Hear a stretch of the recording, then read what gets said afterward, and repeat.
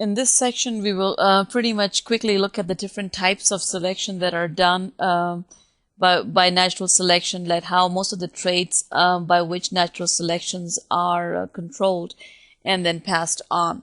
So there are three main ones, and we will look at directional, stabilizing, and disruptive ways.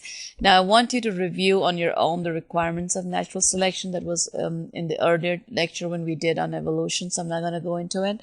We'll just go directly into these three different types.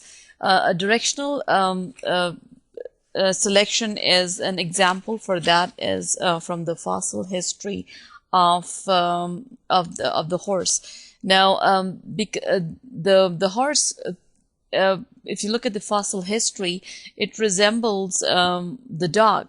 But the difference is the body size. If you notice, the body size is much smaller. And maybe perhaps over time with environmental and predator pressure and millions of decades or decades of years later, there was a displacement of the body size. And eventually the body size that's present today, which is much larger, is the average body size of the horse.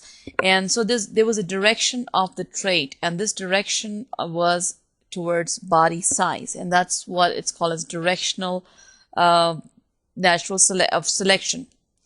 Another one, the second kind of selection is a stabilizing selection, and this is very interesting to see, especially in Europe, in the birds that are the starling birds over there.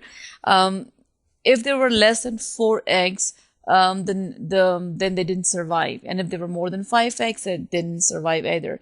It seemed like the 4 to 5 was the best clutch size for the population to survive, and there was a very good reason for that. If there were less than 4 eggs, then perhaps it was too cold in the nest, and the population did not survive.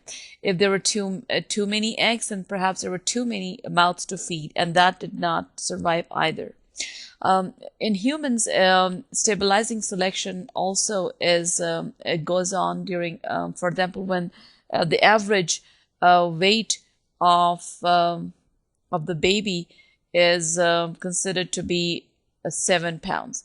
Now, I'm going to give you an example in which we're not going to talk about modern medicine and the Western child postpartum care and C-sections. For example, in a third world country where there's no hospital conditions, if the baby is less than 7 pounds, the survival is less because it has less nutrition and lack of food. However, if the baby is greater than 7, then also the chances are less because perhaps the baby gets trapped in the birth canal if it's a 10-pound baby or so. Now I'm talking about, again, non-hospital conditions. Over modern medicine and Western hospitalization is almost impossible to even think of it because the C-section and postpartum care are so good that we don't see this stabilizing selection. And the last one we want to look at is the disruptive selection. And the example for those would be the 2 kinds of snails that you can see that there were 2 kinds of 2 extreme phenotypes are favored over any intermediate phenotype.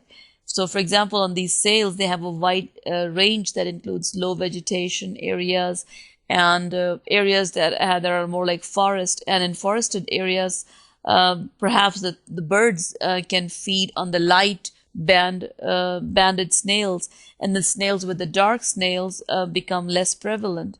In the low vegetation areas, it would just be the opposite.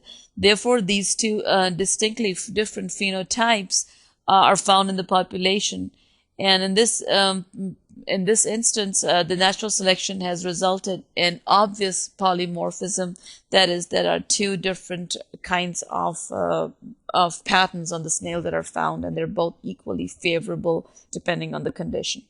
So this concludes our reviewing back on microevolution at the end, this concludes pretty much our topic, and that's about it.